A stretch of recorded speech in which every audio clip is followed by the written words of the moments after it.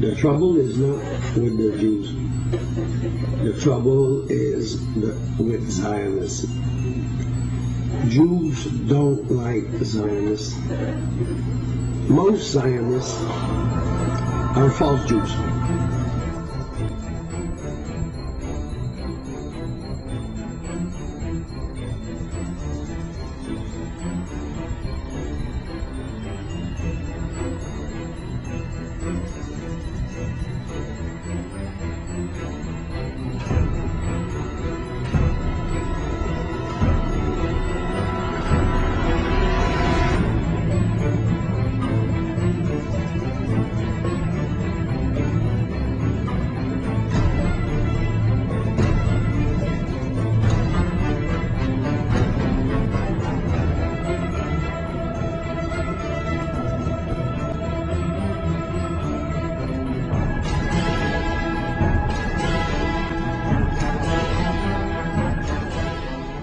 Unfortunately, something new has developed in the world in the last 100 years, a new movement and ideology, and that is called Zionism.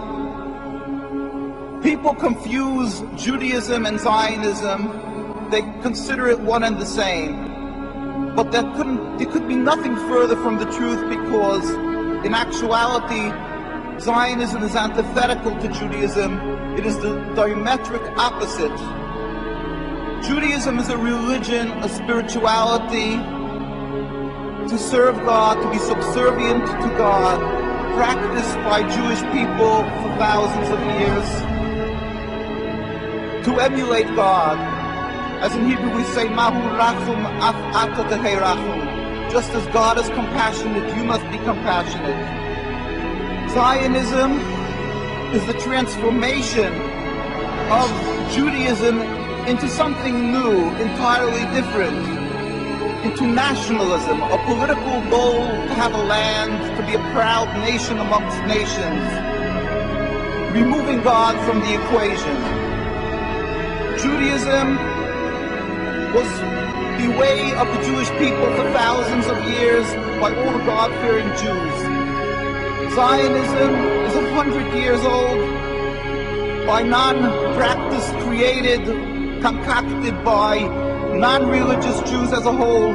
Theodor Herzl, people who detested and abhorred the religion and looked for a way out, for a way to be considered still distinguished people and still remain not people who were thrown out of the community, so they gave themselves a new form of Judaism. Congressman Julius Kahn presented Woodrow Wilson with a letter from three prominent Jewish Americans. They were Henry Berkowitz of Philadelphia, Max Senior of Cincinnati, and Professor Morris Jastrow of the University of Philadelphia, Pennsylvania. It read in part, "We raise our voices in warning and protest against the demand of the Zionists for the reorganization of the Jews as a national unit, to whom now or in the future territorial sovereignty in Palestine shall be committed. This demand not only misrepresents the trend of the history of the Jews, who ceased to be a nation 2,000 years ago, but involves the limitation and possible annulment of the larger claims of Jews for full citizenship and human rights in all lands in which those rights are not yet secure. We ask that Palestine be constituted as a free and independent state, to be governed under a democratic form of government recognizing no distinctions of creed, race, or ethnic descent, and with adequate power to protect the country against oppression of any kind. We do not wish to see Palestine either now or at any time in the future organized as a Jewish state." The Torah is very clear in that when there was a decree of exile for the Jewish people 2,000 years ago, we were expressly told by God that we are forbidden to try to recreate our own establishment, our own entity. We are forbidden to have a state.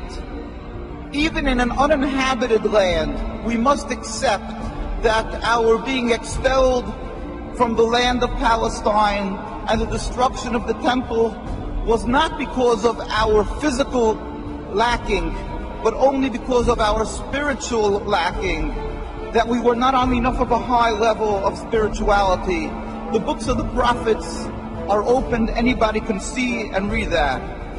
And we yearn and pray as a Jewish people for the day when ultimately God will end this exile that we have been sent into by He Himself, without any human intervention, when all humanity will recognize the one God.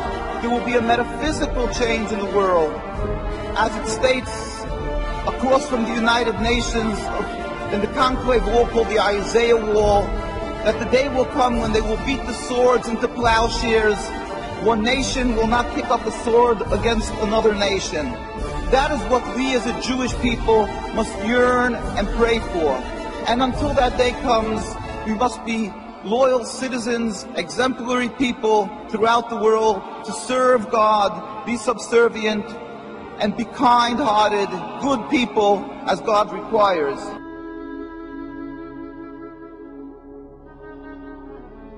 I start by saying that I'm a Palestinian with strong Armenian roots, with a commitment to serve Palestine as a whole. I am a product of the Palestine that was pre the State of Israel, with a birth certificate that says Palestine.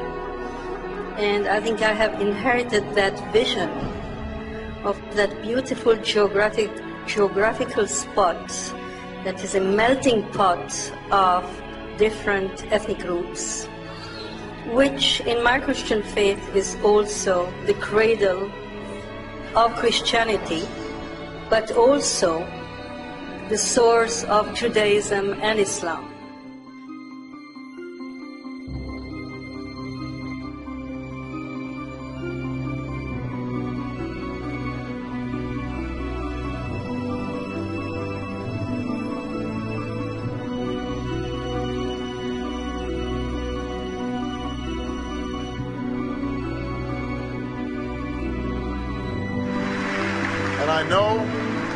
And I know that when I visit AIPAC, I'm among friends, good friends.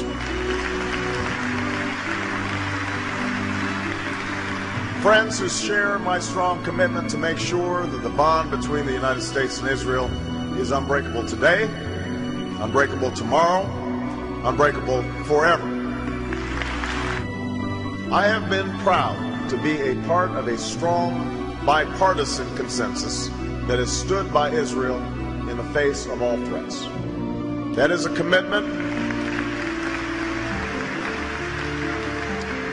That is a commitment that both John McCain and I share, because support for Israel in this country goes beyond party.